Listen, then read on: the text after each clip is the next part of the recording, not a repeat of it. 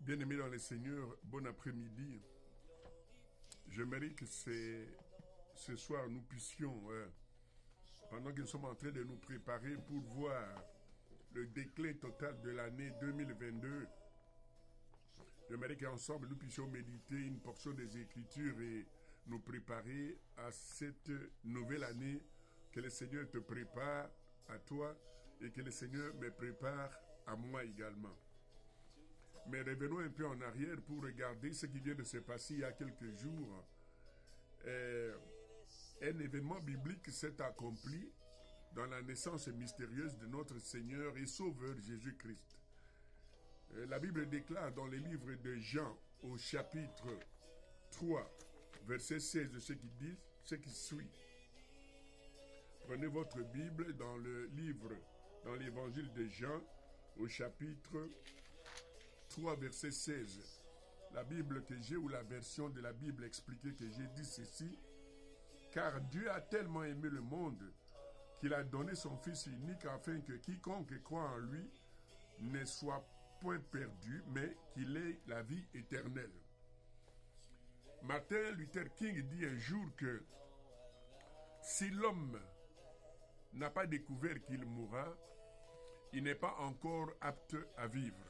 Or, toi et moi, nous avons déjà découvert qu'un jour, nous allons passer de cette terre. Nous allons mourir, comme disait le latiniste, que nous sommes tous des pueverem qui allons passer un jour. Voilà pourquoi nous nous sommes remémorés de la venue de Christ dans nos vies comme Seigneur et Sauveur. Dans toutes nos églises, dans la congrégation, nous avons certainement passé ce moment de Noël dans l'allégresse et dans la joie de recevoir ou de voir naître le Sauveur dans le monde. Des explications ont été données sur la datation, sur la manière de célébrer toutes ces choses-là. Je n'y reviendrai pas parce que c'était des moments merveilleux que nous avons beaucoup appréciés à travers toute la congrégation. Mais aujourd'hui, j'aimerais venir avec un autre topic qui devrait tourner nos yeux vers la nouvelle année qui arrive. Et là, j'aimerais que toi et moi, nous prenions les livres d'Esther et que nous puissions lire au verset 9, non, chapitre 9, verset 1er, Esther. Prenez les livres d'Esther, que nous allons lire simplement un seul verset au chapitre 9. Et la Bible dit ceci. Le 13e jour du 12e mois, au mois d'Adar, arriva. C'était la date où le décret royal entrait en application et où les ennemis des Juifs avaient espéré triompher sur eux. Amen. Je ne connais pas ton ennemi, tu ne connais pas non plus mon ennemi. Mais nous, en tant que chrétiens, nous avons un seul ennemi qui s'appelle le diable. Et il vient pour nous détruire. La Bible vient de nous montrer que à cette époque-là, les enfants d'Israël avaient une épée de Damoclès sur leur tête, étant donné que les édits étaient signés pour leur extermination le 13e jour du 12e mois. Là, nous sommes au 12e mois. J'aimerais que chacun de nous comprenne l'importance de cette écriture d'Esther sur notre vie chrétienne. Dans la miséricorde et dans l'amour de Dieu, et par une intervention d'une très forte prière, les enfants d'Israël ont été sauvés. Voilà pourquoi nous, en tant que chrétiens, durant les temps où nous sommes en train de traverser une période de 2022 dans une autre période de 2023, qui sont des périodes pour lesquelles le Seigneur gère toutes choses, nous devions nous arrêter à un certain moment et regarder comment nous allons entrer à 2023. Et dans la philosophie de notre congrégation, chaque fin donc de l'année, nous entrons dans un culte que nous appelons un culte de traversée. Pourquoi nous disons traversée? nous, en tant que suiveurs de la Bible, tous les termes que nous prenons viennent de la Bible. Lisez avec moi Exode au chapitre 14. Exode au chapitre, le livre d'Exode, s'il vous plaît, au chapitre 14.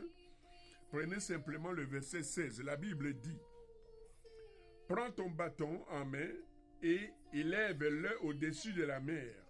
Ouvre ainsi un passage dans la mer afin que les Israélites puissent la traverser à pied sec. Amen. Ça, c'est la Bible qui dit.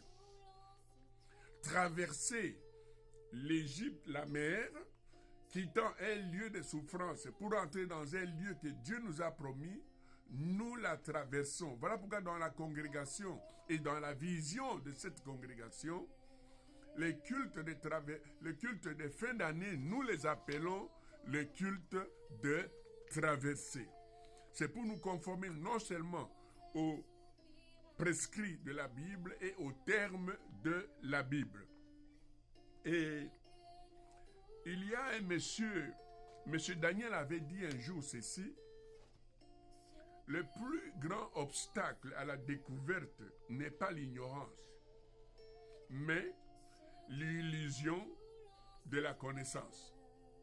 J'ai toujours dit dans la congrégation que moi, je ne connais pas toutes choses. Et dans notre congrégation, nous avons des éminents serviteurs, des éminentes servantes de Dieu qui connaissent beaucoup de choses. Mais la Bible dit, nous connaissons tous en partie. Voilà pourquoi dans cette vision de l'Église, nous voulons célébrer la traversée de 2022 à 2023 pendant des moments d'adoration, de témoignage et également d'agapé. Dieu te donne une nouvelle année. Dieu me donne une nouvelle année. Dieu donne à toutes nos églises une nouvelle année. Nonobstant les difficultés que nous pouvons avoir, mais les yeux de Dieu sont sur nous pour nous amener à une nouvelle année 2023. 2023. Bien-aimés, combien sont tombés à 2022? Et aujourd'hui, le Seigneur t'amène à 2023. Je prie, mon Seigneur, qu'ensemble, nous allons voir 2023. Et pendant les cultes de traversée où nous aurons les oracles de Dieu qu'il nous a donnés pendant la retraite, nous aurons le temps de remercier notre Dieu pour l'année 2022 et également lui recommander l'année 2023. J'aimerais terminer, bien-aimé, à dire à quelqu'un ce soir que apprends à écrire tes blessures sur le sable et à graver tes moments de joie sur des pierres afin que tu t'en souviennes.